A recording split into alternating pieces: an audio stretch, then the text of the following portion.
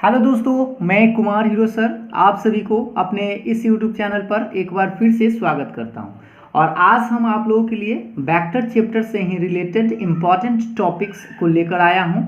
और इस वीडियो में हम आज पहला टॉपिक सीखने वाले हैं direction ratios and direction cosines के बारे में।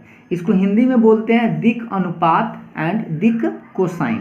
तो किसी भी वेक्टर का दिक् अनुपात क्या होता है और दिक् कोसाइन क्या होता है, पहले हम लोग इसी टॉपिक के बारे में समझेंगे। तो चलिए देखते हैं कि किसी भी वेक्टर का direction ratio and direction cosine क्या होता है। सपोज करते हैं कि आपके पास एक वेक्टर हो, वेक्टर ए बराबर एक्स आई कैप प्लस वाई जे कैप प्लस जेड के कैप। ठीक है, तो मतलब कि आपको एक वेक्टर दिया गया रहेगा इस तरह से एक्स आई कैप प्लस वाई जे कैप प्लस टू जेड के कैप, और इस तरह से आप एग्जाम्पल्स आपके पास रहेंगे। तो कहा जाएगा कि आप डायरेक्शन रेशियोज निकालिए, और एक और कहा जा सकता है कि डायरेक्शन कोसाइंस निकालिए। तो पहले आप लोग को यह पता हो जाना चाहिए कि डायरेक्शन रेशियो इसका क्या होता है, डायरेक्शन कोसाइन इसका क्या होता है। तो देखिए ध्यान से कि डायरेक्शन रेशियोज को हम लोग शॉर्ट में इस तरह से लिखेंगे डी डॉट आर पर एपोस्ट्रोफ एस। और इसका डायरेक्शन रेशियोज क्या होता है, तो सिर्फ इसके कंपोनेंट होते हैं। जैसे एक्स कंपोनेंट एक्स है और जेड का कंपोनेंट जो है जे का कंपोनेंट क्या वाई है और के का कंपोनेंट जेड है। तो इस तरह से आप स्केलर पार्ट को आप छांट देंगे, जैसे एक्स वाई जेड। तो एक्स वाई जेड को हम लोग डायरेक्शन रेशियोज के नाम से जानेंगे, जिसे हम हिंदी में दिक् अनुपात बोलते हैं। और डायरेक्शन कोसाइंस निकालना हो तो इसको हम लोग डी इस तरह से लिखते हैं, डायरेक्शन कोसाइंस। और डायरेक्शन कोसाइंस का फॉर्मूला होता है, आप लोग गौर से एक बार देख लीजिए, एक्स बटा root under x square plus y square plus z square, comma y बटा root under x square plus y square plus z square, और कॉमा एक और होता है जेड बटा root under x square plus y square plus z square. यानी कि आपको अगर क्वेश्चन पूछा जाए कि डायरेक्शन रेशियो निकालिए और डायरेक्शन कोसाइन निकालिए, अगर डायरेक्शन रेशियो पूछा जाता है तो ओनली लिखेंगे एक्स वाई जेड और इसका मान आप रख देंगे, वही इसका डायरेक्शन रेशियो हो जाएगा। लेकिन अगर आपसे पूछा जाए डायरेक्शन कोसाइन तो आपको इस फॉर्मूला में आपको मान रखना होगा एक्स वाई और जेड का। जो वैल्यू निकल के आएगा वही आपका डायरेक्शन कोसाइन होगा, यानी कि दिक् कोसाइन होगा। ठीक है, तो इस तरह से हम आसानी से किसी भी वेक्टर का डायरेक्शन रेशियो और डायरेक्शन कोसाइन निकाल सकते हैं। तो चलिए अब हम लोग एक एग्जांपल्स पर इसको समझ लेते हैं। जैसे आपके पास एक एग्जांपल्स दिया जा रहा है, देखिएगा ध्यान से। इफ ए वेक्टर बराबर 2i cap plus 3j cap plus 4k cap, एक वेक्टर है और आपसे पूछा जा रहा है फाइंड निकालना है direction ratios and direction cosines, यानी दिक् अनुपात एंड दिक् कोसाइन निकालना है। तो दिक् अनुपात के लिए हम लोग पहले क्या करेंगे, पहले मान लेते कि वेक्टर ए बराबर 2i cap plus 3j cap plus 4k cap है। ठीक है, और डायरेक्शन रेशियोज के लिए अभी आपको बताया गया था कि फॉर्मूला होता है एक्स वाई एंड जेड, और x का मान यहाँ से रख सकते हैं 2 तो 2 होगा, और y का मान 3 तो 3, और z का मान यहाँ 4 है तो 4। ये आपका डायरेक्शन रेशियोज हो गया। जैसा कि यहाँ पर अभी आपको बताया गया था कि डायरेक्शन रेशियोज क्या होता है, x y और z होता है। तो x y z का मान आप यहाँ पर रख दीजिएगा, वही इसका आंसर हो जाएगा। लेकिन इसमें भी एक और चीज़ आपसे निकालने के लिए कहा जा रहा था कि डायरेक्शन कोसाइंस। तो डायरेक्शन कोसाइंस के लिए अभी आप फॉर्मूला यहाँ पर आप देख सकते हैं कि x बटा रूट अंडर वाई बटा रूट अंडर और z बटा रूट अंडर। रूट अंडर मतलब तो आपको दिख रहा होगा कितना है, ठीक है। तो आपको यहाँ पर मान रखना है x का, तो x का मान आप देख सकते हैं 2 है, तो 2 बटा रूट अंडर और 2 के स्क्वायर प्लस 3 के स्क्वायर प्लस 4 के स्क्वायर, क्योंकि आपके पास डायरेक्शन रेशियो यहाँ पर दिख रहे हैं एक्स वाई जेड का मान, तो ये रख दिए। फिर कॉमा क्या लिखेंगे, वाई का मान 3 है, तो 3 बटे root under x square plus y square plus z square, x का मान 2, वाई का मान 3, जेड का मान 4। उसी तरह से एक और है जेड बटा रूट अंडर, तो यहाँ पर लिखेंगे 4 बटे रूट अंडर 2 के स्क्वायर प्लस 3 के स्क्वायर प्लस 4 के स्क्वायर। ये बात तो आप लोगों को समझ में आ गया होगा। अब इसको हम लोग स्क्वायर करेंगे तो क्या होगा, देख लीजिए। 4 के स्क्वायर 16, 2 के स्क्वायर 4, तो 16 4 20 और 3 के स्क्वायर 9, तो 20 और 9 क्या होगा 29। तो इस तरह से हम इसको लिख सकते हैं 2 बटा रूट 29। और इसको भी आप डायरेक्ट लिख सकते हैं, आप समझ गए होंगे कि इसका कितना आएगा, रूट 29 आएगा। तो 3 बटा रूट 29 और ये 4 बटा रूट 29। तो ये हो गया आपका आंसर डायरेक्शन कोसाइंस के लिए। ठीक है, तो आप direction ratio and direction cosine इस तरह से आसानी से निकाल सकते हैं। आपसे 1 नंबर का एक क्वेश्चन जो है निश्चित रूप से ये पूछा जाता है, ऑब्जेक्टिव में 1 नंबर का, और सब्जेक्टिव में अगर पूछा जाए तो आपसे 2 नंबर का एक सवाल होगा। ठीक है, तो ये आप लोगों को समझ में आ गया होगा। अब हम लोग समझते हैं नेक्स्ट सेक्शन फार्मूला या डिवीज़न फार्मूला के बारे में। तो अब हम लोग देखते हैं कि सेक्शन फार्मूला यानी कि डिवीज़न फार्मूला में आप लोगों को क्या क्या सीखना है।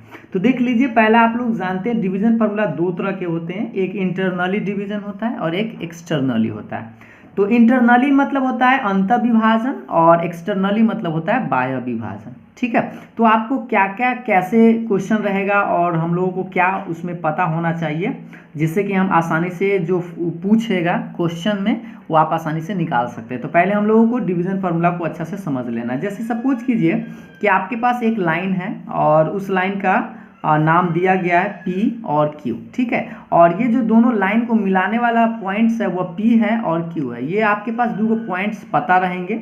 जैसे यहाँ पर मान लीजिए, गौर से देखिएगा कि अगर OP वेक्टर यानी कि ये जो P पॉइंट है इसका पोजीशन वेक्टर यहाँ से O से कनेक्ट कराए तो इसको वेक्टर A माने, और O से अगर हम Q को कनेक्ट कराए तो उसको हम वेक्टर B माने।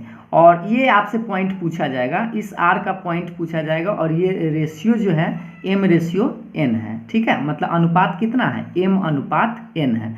तो आपसे इस पॉइंट का पोजीशन वेक्टर पूछा जाएगा। तो इसको हम मान लेते हैं कि O से R कनेक्ट किए तो इसका वेक्टर R है। तो आपसे इसी वेक्टर R का मान आपसे पूछा जाएगा कब, जब इस पॉइंट का और इस पॉइंट का पोजीशन वेक्टर पता होगा और रेशियो भी आपको पता होगा, यानी कि रेशियो भी दे दिया जाएगा और इस पॉइंट का आपको पोजीशन वेक्टर निकालने की बात करेगा। जैसे देख लीजिए इंटरनली डिवीजन में क्या होगा, OP वेक्टर बराबर मान लीजिए कि वेक्टर A है और OQ वेक्टर बराबर वेक्टर B है। जैसे यहाँ पर देख पा रहे होंगे ये वेक्टर A है और ये वेक्टर B है, और OR जो वेक्टर है इसको हम मान लेते हैं कि R है। ठीक है, तब रेशियो आपको दिया रहेगा M रेशियो N यानी कि M अनुपात N। तब OR वेक्टर का फॉर्मूला क्या होगा, इस OR वेक्टर का फॉर्मूला होगा इंटरनली में M vector B plus N vector A अब बटा M प्लस N। और इसमें आप लोगों को मान बस रख देना है, रखने के बाद जो आंसर आएगा वही इस पॉइंट का पोजीशन वेक्टर होगा। तो हमको लगता है कि आप आसानी से बना सकते हैं। बस आपको करना क्या होगा, इस फॉर्मूला को याद रखना होगा, जैसे आप 10th क्लास में भी याद रखे थे My2 प्लस N इस तरह से। तो यहाँ पर आप लोगों को रखना है M vector B plus N vector A बट्टा M प्लस N। यही चीज़ अगर एक्सटर्नली डिवीज़न हो तो यहाँ पर ये जो प्लस दिख रहा है ना, यहाँ पर क्या हो जाएगा, माइनस हो जाएगा। जैसे आप देख लीजिए कि अगर एक्सटर्नली डिवीज़न हो, जैसे P और Q एक पॉइंट हो और इसके बाह्य विभाजन R है, तो इस P का मान लेते हैं वेक्टर A और इस Q का वेक्टर B, और ये जो OR मिलाए हैं इसको वेक्टर R मान लेते हैं। P से जो हमारा R है वो रेशियो M है और Q से जो हमारा R रेशियो है वो N है। तब हमको इस पॉइंट का अगर पोजीशन वेक्टर निकालने की बात करें तो इसको हम लोग बाह्य विभाजन में बोलेंगे, और OP बराबर वेक्टर A मान लेंगे, OQ बराबर वेक्टर B मानेंगे और OR बराबर R मानेंगे। तब अगर अनुपात M अनुपात N है तो इस OR का मान क्या होगा। तो यहाँ पर आप बस प्लस वाले टर्म को इसको याद रखेंगे तो आप आसानी से इसको भी याद रख सकते हैं, क्योंकि ये प्लस है जहाँ वहाँ पर क्या रखना है, आपको माइनस रखना है। तो इंटरनली में आपको प्लस साइन और एक्सटर्नली में आपको माइनस साइन देना है। तो आप इस तरह से याद रख सकते हैं। OR बराबर वेक्टर क्या होगा, M vector B minus N vector A बट्टा M माइनस N। और इसमें बस आपको मान रखना है, M का मान दिया ही रहेगा, N का मान दिया रहेगा, B का मान दिले रहेगा और A का मान भी दिले रहेगा। मान रखिएगा, अगर वह एक्सटर्नली पूछता है तो इसमें मान रखिए, अगर वह इंटरनली पूछता है तो आप इसमें मान रखिए। एक चीज़ और आप लोग समझ लीजिए कि इसी में आपको एक और टाइप का क्वेश्चन पूछा जाता है, वो होता है मिड पॉइंट यानी कि मध्य बिंदु। तो मध्य बिंदु जब रहेगा तो सोच लीजिए कि यह इस P और Q पॉइंट को मिड पॉइंट पर मान लेते हैं कि वेक्टर पॉइंट R है और इस पॉइंट का हमको पोजीशन वेक्टर निकालना है। तो इस बार जो है ये जो पार्ट है तो बराबर होगा, तो यानी 1:1 मान लेते हैं। और यहाँ पर अगर हम इंटरनली डिवीजन जो फार्मूला अभी हम लोग देखे थे, यहाँ पर M का मान N का मान 1 रखेंगे ना, तो vector B plus vector A आएगा, नीचे आ जाएगा 1 + 1 2। तो इस तरह से हम फार्मूला लिख सकते हैं OR बराबर vector A plus vector B बटा 2। ये मिड पॉइंट के लिए, किसके लिए, मिड पॉइंट यानी कि मध्य बिंदु के लिए। अगर मध्य बिंदु पूछा जाए तो आप फार्मूला लगाएंगे वेक्टर OR बराबर vector a plus vector b बटा 2। और ए क्या है तो पोजीशन वेक्टर है पी पॉइंट का, और वेक्टर बी क्या है तो क्यू का पोजीशन वेक्टर है। ठीक है, तो इस तरह से आप आसानी से मिड पॉइंट भी निकाल सकते हैं, एक्सटर्नली पॉइंट भी निकाल सकते हैं और इंटरनली भी निकाल सकते हैं। तो चलिए इस सब बातों को और अच्छा से समझने के लिए हम एग्जाम्पल्स पर चलते हैं। तो देखिए पहला जो आपका एग्जाम्पल्स है उसको गौर से देखिए, थोड़ा क्वेश्चन बड़ा में दिखेगा, लेकिन आप अगर इसको पढ़िएगा तो आसान मेथड से इसको हम लोग समझ सकते हैं। जैसे देख लीजिए, बिंदु P 2i cap plus 2j cap minus k cap और Q minus i cap plus j cap plus 2k cap को मिलाने वाली रेखा को 2:1 के अनुपात में अंतः बाह्य विभाजित करने वाले बिंदु R का स्थिति सदिश ज्ञात करें। यानी कि आपसे दो पॉइंट का पोजीशन वेक्टर दे दिया है और रेशियो भी दे दिया है और पूछा है कि अंतः विभाजित करे और एक बाह्य विभाजित करता है, तो R का पोजीशन वेक्टर क्या होगा। इस तरह से आप इसको देख लीजिएगा। ठीक है, क्वेश्चन तो आप लोग से एक दो पॉइंट दे दिया है, इसको अब हम लोग बनाएंगे कैसे समझिए। पहले मान लेते हैं कि हमारे पास एक वेक्टर ए होना चाहिए और एक वेक्टर बी होना चाहिए। तो वेक्टर ए कहाँ से मानेंगे तो पी जो पहला हमारे पास पॉइंट है उससे हम पोजीशन वेक्टर निकालेंगे। तो ओपी वेक्टर बराबर लिखेंगे 2i cap plus 2j cap minus k cap.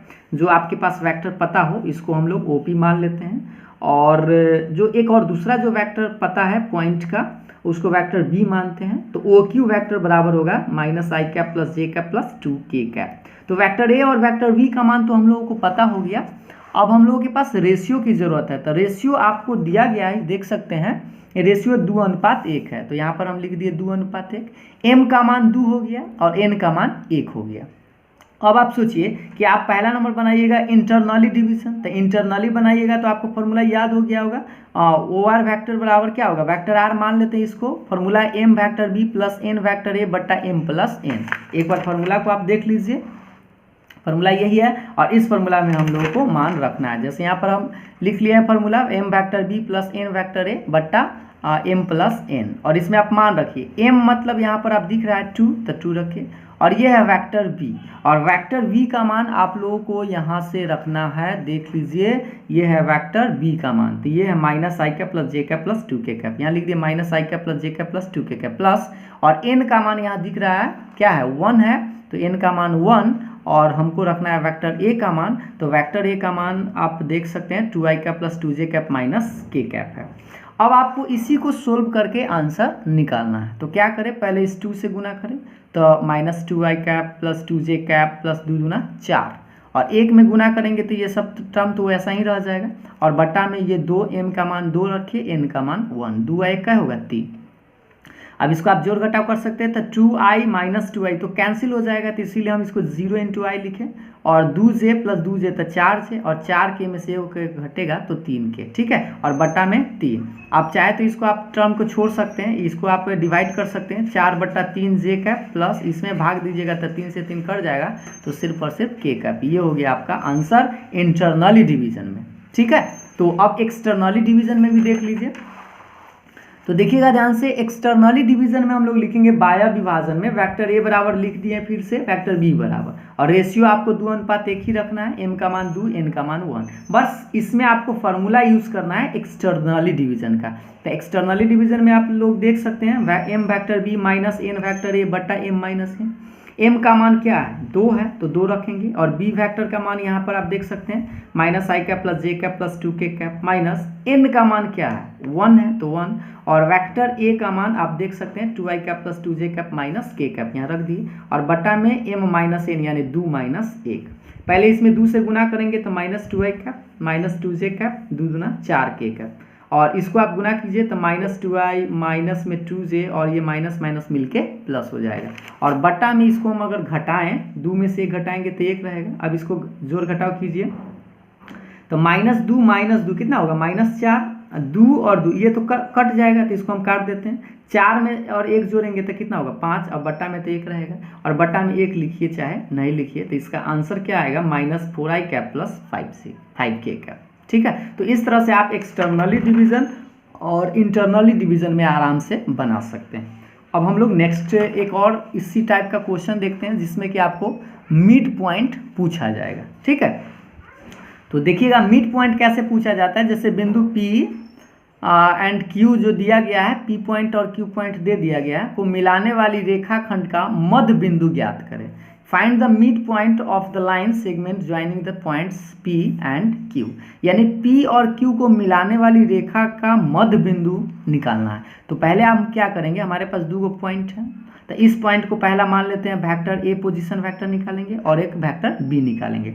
तो वेक्टर ए कैसे निकालेंगे, ओपी वेक्टर, यानी इस पॉइंट का पोजीशन वेक्टर। तो गौर से देखिए आपके पास पॉइंट है 2 3 5, इसका पोजीशन वेक्टर आप लोगों को बताए थे आई जे और के, इसमें लगा दीजिए। तो 2i cap plus 3j cap plus 5k cap, ठीक है, क्योंकि आपको इस पॉइंट का पोजीशन वेक्टर निकालना है तो इसमें आई जे के लगा दीजिए। फिर इस पॉइंट का पोजीशन वेक्टर निकालना हो तो इसमें भी आई जे के लगा दीजिए। तो इसमें लगाएंगे तो 3i cap plus j cap plus 2k cap, ठीक है। तो वेक्टर ए वेक्टर बी पता हो गया। अब हम लोगों को निकालना क्या, मिड पॉइंट। तो मिड पॉइंट का भी आपको फॉर्मूला बताया गया है, एक बार फिर से फॉर्मूला को देख लीजिए कि vector a plus vector b बटा 2 होता है। तो यहाँ पर हम फॉर्मूला को एक बार लिख दिए हैं, वेक्टर आर बराबर vector a plus vector b बटा 2, और इस वेक्टर ए का मान यहाँ से आप रख दीजिएगा, तो 2i cap plus 3j cap plus 5k cap plus, और ये वेक्टर बी का मान रखना है, तो वेक्टर बी का मान है यहाँ 3i cap plus j cap plus 2k cap, और बट्टा में 2 तो रहेगा। अब इसको आप जोड़ दीजिए, 3 2 हो जाएगा 5, और 3 1 4 और 5 2 7, अब बटा 2। अब चाहे तो इसको आप 2 से डिवाइड कर सकते हैं तीनों में, तो 5 बटा 2 4 बटा 2 तो 2 से 2 कटेगा तो 2, और 7 बटा 2 नहीं कटेगा तो 7 बटा 2 के कैप। इस तरह से आप आंसर निकाल सकते हैं मिड पॉइंट का। समझ में आ रहा होगा। तो चलिए एक और इम्पॉर्टेंट टॉपिक की ओर समझते हैं। चलिए तो एक और इम्पॉर्टेंट टॉपिक जो आपका 10.2 एनसीईआरटी एक्सरसाइज में आपको ये टॉपिक जो है लास्ट है, जिस पर कि आपको क्वेश्चन एक पूछा जाएगा। पहले हम लोग को अच्छा से इसको समझ लेते हैं क्या रहेगा। से देखिए, if A B C are the vertices of right angle triangle A B C. मान लीजिए कि आपके पास 3 गो पॉइंट है ए बी सी, और यह किसका ट्रायंगल का पॉइंट है, शीर्ष है, तो राइट एंगल ट्रायंगल यानी कि समकोण त्रिभुज का। तो कोई भी 3 गो पॉइंट जो है वह समकोण त्रिभुज का शीर्ष कब होगा, यानी राइट एंगल ट्रायंगल का शीर्ष कब होगा। तो आप लोगों को यह पता होगा कि राइट एंगल ट्रायंगल होने के लिए लंब स्क्वायर प्लस आधार स्क्वायर बराबर होना चाहिए कर्ण स्क्वायर, ठीक है। आप लोगों को याद होगा हाइपोटेनस का स्क्वायर बराबर होने चाहिए परपेंडिकुलर स्क्वायर प्लस बेस के स्क्वायर के। तो इस तरह से अगर कंडीशन को अगर लागू करता है तो हम कहेंगे कि यह जो ट्रायंगल है वह राइट एंगल ट्रायंगल है। अगर ये कंडीशन को सेटिस्फाइड नहीं करता है तो बोलेंगे वह राइट एंगल ट्रायंगल नहीं है। तो इस तरह से अगर मान लीजिए कि यहाँ पर हम बी को समकोण बनाए हैं, तो इसमें क्या हो गया, ये हो गया लंब, और ये हो गया आधार, और ये हो गया इसका कर्ण। तो क्या होना चाहिए, अगर इस त्रिभुज की बात करें तो ए बी सी एक राइट एंगल ट्रायंगल कब होगा, जब ए बी का मोड का स्क्वायर और प्लस बी सी का मोड का स्क्वायर बराबर होने चाहिए ए सी के मोड के स्क्वायर के। और मोड कहने का मतलब होता है मैग्नीट्यूड यानी कि लेंथ। इस तरह से हम इसकी लंबाई निकालेंगे, यानी ए बी वैक्टर की लंबाई, फिर बी सी वैक्टर की लंबाई, और फिर ए सी वैक्टर की लंबाई, या आप इसको सी ए वैक्टर भी बोल सकते हैं, ठीक है। तो अब हम लोगों को करना क्या होगा, इस टाइप के क्वेश्चन जरूर पूछा जाता है। तो अब चलिए देखते हैं कि इस टाइप के क्वेश्चन कैसे पूछा जाता है। तो आप लोगों को बस इस टाइप में करना क्या है कि एक कंडीशन याद रखना है कि समकोण त्रिभुज कब होता है, जब कर्ण का स्क्वायर जो है लंब स्क्वायर प्लस आधार स्क्वायर के बराबर हो, ठीक है। तो देखिए आपसे क्वेश्चन पूछा जा रहा है इस तरह से, दर्शाइए कि बिंदु ए और बिंदु बी और सी एक बिंदु है, एक समकोण त्रिभुज के शीर्ष है। तो समकोण त्रिभुज के शीर्ष कब होंगे, जब आपको इस तरह से निकालना होगा, लंब का स्क्वायर प्लस आधार के स्क्वायर बराबर कर्ण के स्क्वायर के होना चाहिए। तो पहले आप लोगों को इस तीनों साइड निकालना होगा, ठीक है। ए बी निकालना होगा, बी सी निकालना होगा, सी ए निकालना होगा। तो यहाँ पर आप अच्छा से देख लीजिए पहले कि कैसे हम लोग ए बी बी सी और सी ए निकालेंगे। तो यहाँ देखिए, वेक्टर ए बी निकालने के लिए आपको बताया गया था कि बाद वाले में से पहले वाले को घटाते हैं। जैसे फॉर्मूला भी आपको याद होगा, ए बी वैक्टर कैसे निकालेंगे, x2 minus x1, y2 minus y1, z2 minus z1, इस तरह से। तो आप डायरेक्ट ऐसे लिख दिए फॉर्मूला, ए बी वैक्टर बराबर O B vector minus O A vector, मतलब ओ बी में से आप ओ ए घटाएंगे तो वह वैक्टर ए बी आएगा। तो देखिए ओ बी वैक्टर मतलब बी पॉइंट का पोजीशन वेक्टर। तो देखिए आपके पास 3 गो पॉइंट्स पता है, ए बी और सी। तो बी पॉइंट का position vector i cap minus 3j cap minus 5k cap minus O A vector. तो ओ ए वैक्टर मतलब ए पॉइंट का पोजीशन वेक्टर यहाँ पर पता है 2i cap minus j cap plus k cap. तो इस तरह से ओ बी और ओ ए का मान यहाँ पर रख दीजिएगा और दोनों को घटाना है। तो घटाइएगा तो इसका चिन्ह बदल जाएगा। और घटाइए, 1 में से 2 को घटाइएगा तो -1, 3 में से ये 1 घटेगा, देखिए 1 में से 3 घटेगा तो -2 और -5 और -1 तो -6। तो ये जो वैल्यू आया अभी किसका आया, ए बी वैक्टर का मान है। उसी तरह से आपको बी सी वैक्टर निकालना होगा और उसी तरह से आपको एक सी ए वैक्टर निकालना होगा। तो देखिए बी सी वैक्टर निकालेंगे तो क्या लिखेंगे, बाद वाला में से पहले वाला, तो बाद में सी है तो इसलिए ओ सी माइनस ओ बी। अगर ये हमको सी ए वैक्टर निकालना हो तो क्या करेंगे, पहले बाद में क्या है सी, बाद में ए है ना, तो ओ ए माइनस ओ सी। अगर आपको नहीं समझ में आ रहा तो एक और यहाँ पर हम आपसे पूछते हैं जिससे कि आपको समझ में आ जाएगा। अगर हमको पी क्यू वैक्टर निकालना हो तो बाद में क्या है क्यू है तो ओ क्यू और तब पहले वाला घटाइएगा मतलब ओ पी, इस तरह से, ठीक है। तो यहाँ पर आप देख लीजिए कि पहले आपको ए बी हम समझा दिए, अब हम समझते हैं बी सी। तो बी सी ओ सी माइनस ओ बी। ओ सी मतलब आप देख सकते हैं ओ सी का मान आप रख दीजिए यहाँ से, सी पॉइंट का पोजीशन वेक्टर, तो 3i cap minus 4j cap minus 4k cap. और ओ बी मतलब होता है बी पॉइंट का पोजीशन वेक्टर, तो यहाँ दिया गया है ना, तो इस तरह से आप रख दीजिए -i cap minus 3j cap minus 5k cap. इसको घटाइएगा तो ब्रैकेट टूटेगा तो इसका चिन्ह बदल जाएगा, माइनस में, ये माइनस था प्लस में और ये प्लस था माइनस है तो प्लस में।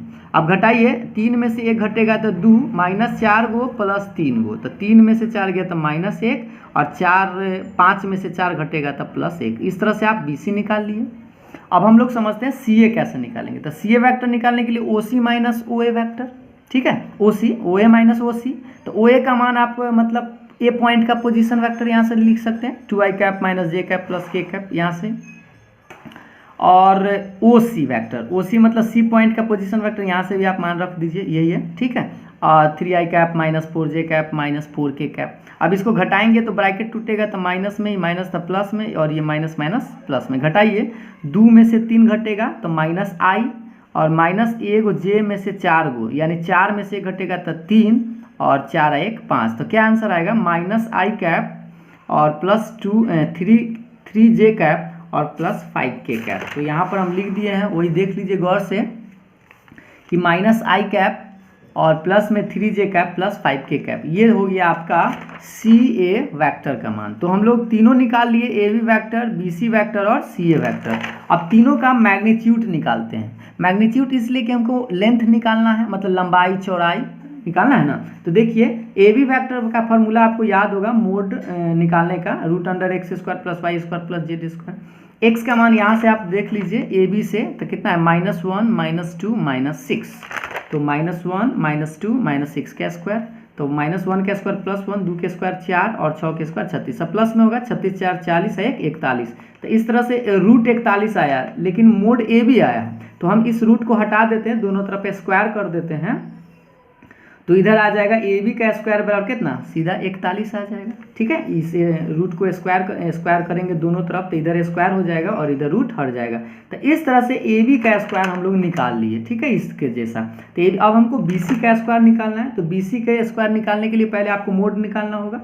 तो √x² + y² + z²। इस बार बी सी का मान आप देख लीजिए, बी सी का मान क्या है, 2 -1 1। तो यहाँ पर हम रखते हैं 2 -1 और 1। तो 2 के स्क्वायर 4 1 और +1, 4 2 कितना होगा 6। इस तरह से अभी आप स्क्वायर कर लीजिए। तो बी सी वैक्टर का मोड स्क्वायर करेंगे दोनों तरफ, तो ये हो जाएगा सीधा 6, क्योंकि रूट है तो स्क्वायर करेंगे तो 6 आ जाएगा। एक और अभी आपको बचा हुआ था सी ए वैक्टर का मोड निकालना, तो x² + y² + z²। अब देखिए सी ए वैक्टर में आप देख लीजिए कि x y z का मान कितना था, x का -1, y का 3 और 5, तो -1 3 5, ठीक है। स्क्वायर है तो स्क्वायर रख दिया। अब इसका स्क्वायर कीजिए, -1 के स्क्वायर +1, 3 के स्क्वायर 9, 5 के स्क्वायर 25। इसको जोड़ेंगे तब कितना आएगा, 9 1 10 25 35। और इसका भी हम स्क्वायर कर लेते हैं, क्योंकि हमको तो मोड का स्क्वायर चाहिए। तो सी ए वैक्टर का मोड का स्क्वायर बराबर कितना होगा, सीधा 35। आप सोचिए कि ये एगो आया 41, एगो 6 आया और एगो 35 आया। ये दोनों में से किसको जोड़ेंगे जिससे कि ये तीसरा के बराबर आ जाए, तो किसको किसको जोड़ेंगे, बी सी ए स्क्वायर और सी ए स्क्वायर। तो ये इसीलिए हम लिखे बी सी के स्क्वायर प्लस सी ए के स्क्वायर किसके बराबर होगा, ए बी के स्क्वायर के बराबर। तो ए बी स्क्वायर बराबर बी सी स्क्वायर प्लस सी ए स्क्वायर। तो इस तरह से कर्म का स्क्वायर बराबर लंब स्क्वायर प्लस आधार स्क्वायर हो गया। तो ये अगर नियम लागू करता है तो इसका मतलब क्या हुआ कि जो ट्रायंगल है वह एक राइट एंगल ट्रायंगल है, यानी कि समकोण त्रिभुज है। तो इस तरह से हम लिख सकते हैं ABC are vertices of right angle triangle, मतलब ABC समकोण त्रिभुज के शीर्ष है। तो इस तरह से आप 10.2 का सारा क्वेश्चन को अब आप बना सकते हैं, क्योंकि हम सभी क्वेश्चनों पर एक एक एग्जाम्पल्स और उसका फॉर्मूला सहित आपको बता दिए हैं। अंत में आपसे एक प्रश्न पूछा जाता है जो ऑब्जेक्टिव टाइप का है, जिसका आंसर आप लोग कमेंट करके ज़रूर बताएंगे। सिंपल सा सवाल है, देखिए सवाल, यदि वेक्टर a बराबर 2i cap minus j cap plus 3k cap, तो इसका दिक कोसाइन यानी डायरेक्शन कोसाइन क्या होगा। तो इन चारों डायरेक्शन कोसाइन में ऑप्शन दिया गया है। इन ऑप्शनों को देखकर आपको इसका एक ऑप्शन कमेंट करना है। तो हमें उम्मीद है कि आप ज़रूर कमेंट करेंगे, और अगर आप डायरेक्शन कोसाइन निकालना सीख गए हैं तो इस जो है इस क्वेश्चन का आंसर आप लोग सटीक और सही देंगे। तो आज के इस वीडियो को यहीं तक रोका जाता है, फिर हम लोग नेक्स्ट वीडियो में मिलेंगे नेक्स्ट टॉपिक के साथ। तब तक आप लोग 10.2 के हर एक क्वेश्चन को ज़रूर बना लीजिएगा, ठीक है। और अगर आपसे बन जाता है तो बताइएगा कमेंट करके ज़रूर कि बनता है कि नहीं, ठीक है। तो फिर मिलेंगे हम लोग नेक्स्ट वीडियो में, तब तक के लिए बाय बाय।